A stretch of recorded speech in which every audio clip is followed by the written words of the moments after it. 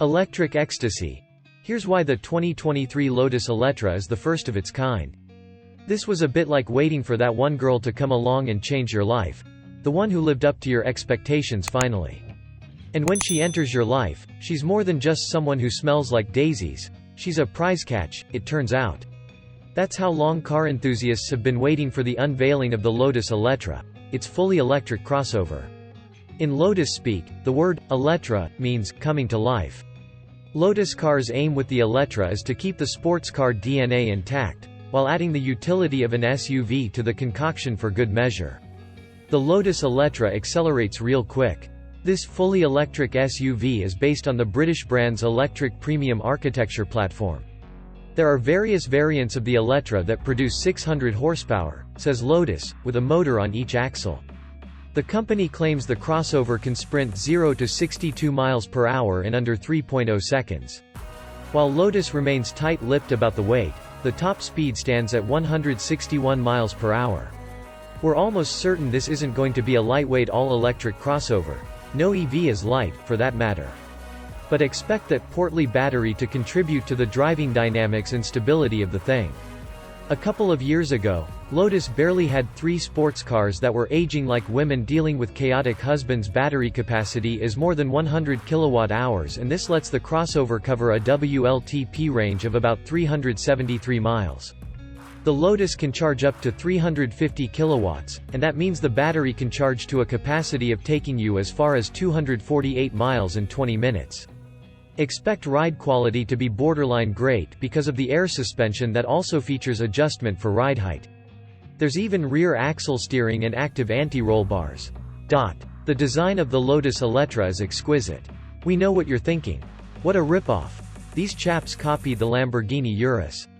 Some of you, the pure Lambo purists, are probably drunk, walking home swaying from one side to another, singing "Yesterday" by the Beatles in a drunken voice. But we'll be honest, we're hard-pressed to find fault with it, and the thing has more slats in the grille than a desert air cooler. However, some design cues resemble the Emira, and what's not to like about split headlamps? The edges ahead of the bonnet have running lights, while the lower half is where the main lights sit, outlined by a gloss black front fascia. The grille is functional. It comprises interconnecting triangular bits that open to cool the brakes, motors and battery pack. Although it looks sharp, it's nowhere near as pretty as, say, an Aston Martin DBX. The Lotus Eletre is tech-laden. When it comes to features, the Eletre comes locked and loaded. It gets 4 deployable lidar sensors, a pair on the roof, one on top of the windshield and the rear glass. Even the front fenders have these. Instead of conventional wing mirrors, it gets cameras that give you a view of what's behind. The crossover is believed to feature end-to-end autonomous driving, which supports OTA updates in the future. There's no instrument panel. Instead, you get a slim screen with an LED light that runs the width of the dashboard.